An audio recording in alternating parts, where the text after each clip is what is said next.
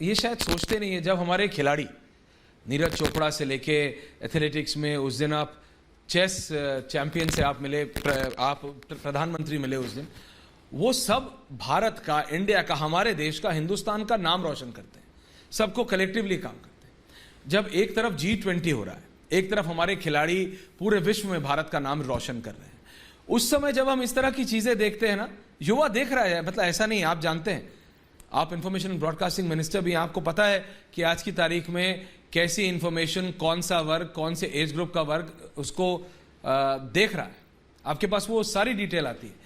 क्या इन लोगों को समझ नहीं आता? जब ये देखते हैं हमारा खिलाड़ी वहां भारत का तिरंगा लेके लहराता है, नीरज चोपड़ा एक के बाद एक मेडल जीतता है, हमारे एथलेटिक्स में पहली बार वर्ल्ड चैंपियनशिप में मतलब इतिहास बनता है, वो युवा चेस चैंपियन जो आपसे मिला, प्रधानमंत्री जी से मिला, वो कहता है I am proud to be a भारतीय, I am proud to be an Indian. देखिए, मैं आपको एक ही बात कहूँगा, अंडर 20 वर्ल्ड रेसलिंग में भारत ने रिकॉर्ड बनाया। अंतिम पंगाल से लेकर सविता प्रिया ने गोल्ड मेडल जीता। हमारी 4 वुमेन बॉक्सर वर्ल्ड चैंपियन बनी, निखत जरीन, लवलीना से लेकर स्वीटी बुरा और प्रवीण। इसी तरह से ही आपके सैफ गेम्स फुटबॉल के हम चैंपियन बने। एशियन चैंपियनशिप हमने हॉकी की मेंस की जीती, सीनियर की। जूनियर एशियन हॉकी चैंपियनशिप हमने मेंस वुमेन दोनों जीते। फिर वर्ल्ड यूनिवर्सिटी गेम्स में 60 साल में भारत के केवल 18 मेडल आए थे, हमने इस बार 26 मेडल जीते, जिसमें से 10 गोल्ड मेडल हैं। प्रज्ञानंदा ने चेस में वर्ल्ड कप के फाइनल में पहुंचे, मैग्नस कार्लसन को उसने पहले भी हराया 16 साल की उम्र में। और जब आप उससे मिलोगे तो आपको उसका कॉन्फिडेंस लेवल से पता चलता है कि भारत का भविष्य क्या है। एथलेटिक्स में हमने कभी वहां नहीं पहुंचे थे, हमने 4x400 रिले में हम 5वें नंबर पर आए, लेकिन हमने नेशनल और एशियन रिकॉर्ड्स को तोड़ा। और यही नहीं, हीट में हम दूसरे नंबर पर थे।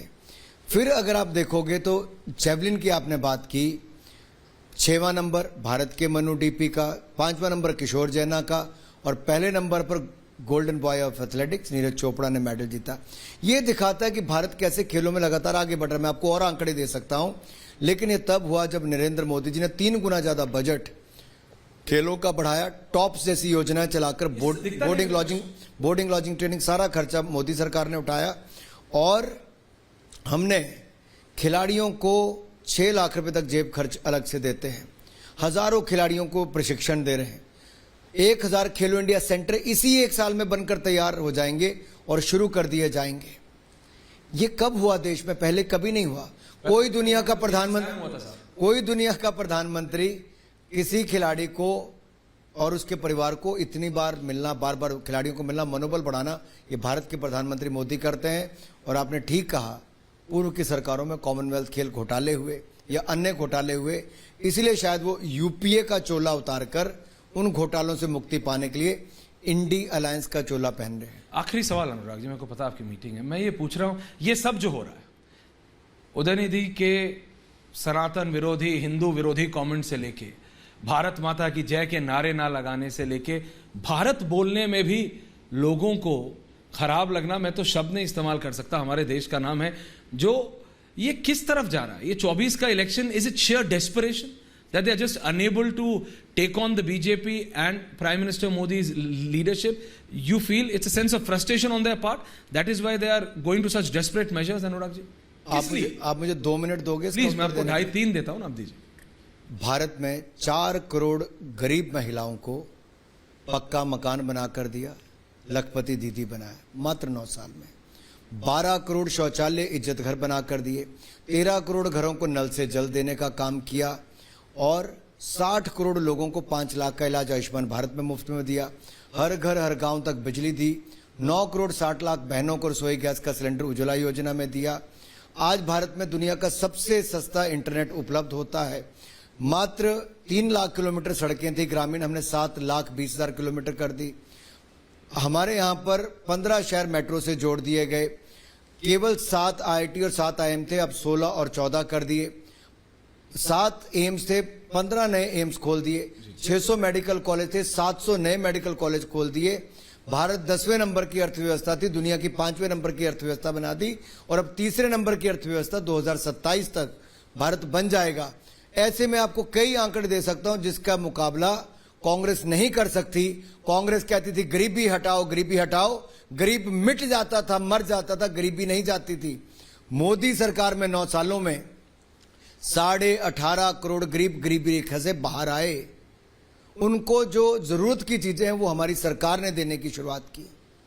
जो 45 करोड़ बैंक खाते खोले, अब उसमें से 34 करोड़ मुद्रा लोन हुए हैं, जहां पर कई लाख करोड़ रुपए उनको बगैर बैंक गारंटी के ऋण दिए गए। स्वनिधि योजना में कई हजार करोड़ रुपया रेडी पटरी वालों को पैसा दिया गया। एमएसएमई हम आगे बढ़े, कई ज्यादा एमएसएमई खुली।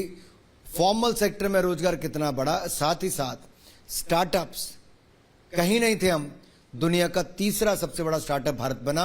ये भारत के युवा सामर्थ्य को दिखाता है, भारत की एंटरप्रेन्योरशिप को दिखाता है, और बढ़ते भारत की बुलंद तस्वीर ये दुनिया के सामने जाती है।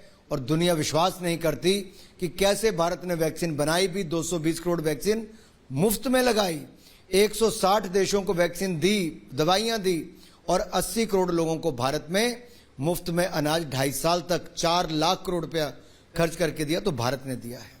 अनुराग जी, जब हम बात कर रहे हैं ना, पिछले 25 से 30 मिनट में कई बड़े बड़े लोग जो सोशली, स्पोर्ट्स स्टार्स, फिल्म में हों, पॉलिटिशियंस हों, अलग अलग अपने फील्ड्स के वहां एक लाइन सिर्फ लिख रहे हैं, भारत माता की जय, भारत माता की जय लिख रहे हैं। और इसमें से कई ऐसे लोग हैं जो पिछले कई दिनों में इन जिनको ये जो विपक्ष के अलायंस है, जिनको आप घमंडी अलायंस कहते हैं, उनके साथ फोटो भी खिंचवाई है, गए हैं।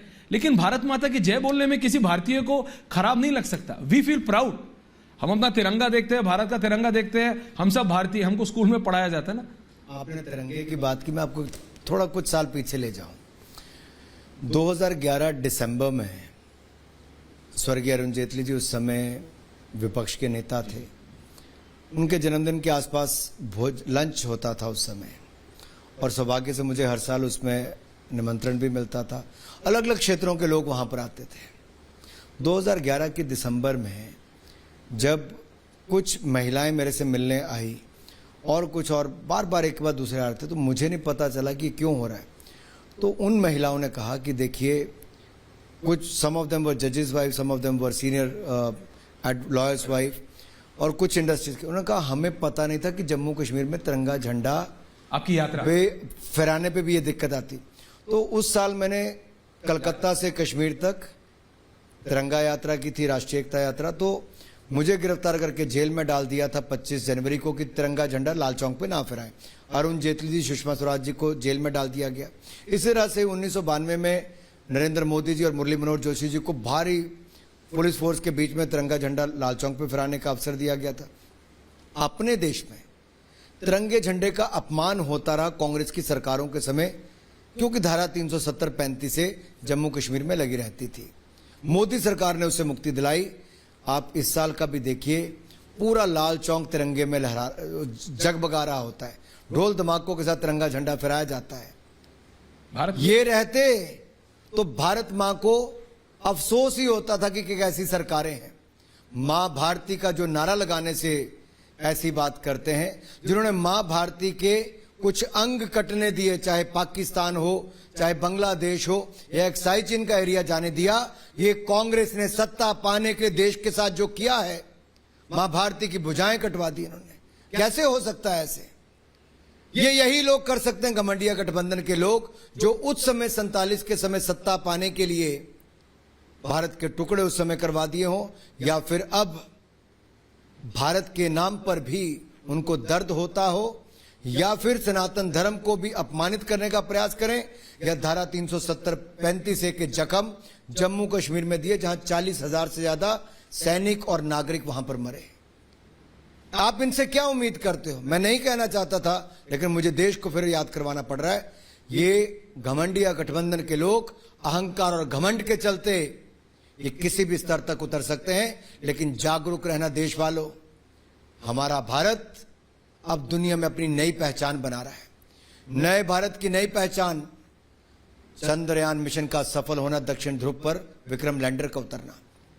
शिव शक्ति नाम दे दें तो दर्द होता है, भी दर्द होता है, लेकिन जवाहर नाम दो तो आपको बड़ा प्रसन्न होते हो। अरे चंद्रयान 1 किसका था? अटल बिहारी वाजपेयी जी ने शुरुआत की थी। इन्होंने केवल नामकरण बाद में किया जवाहर। चंद्रयान 2 यूपीए के समय शुरू हुआ, लेकिन पैसा नहीं दिया।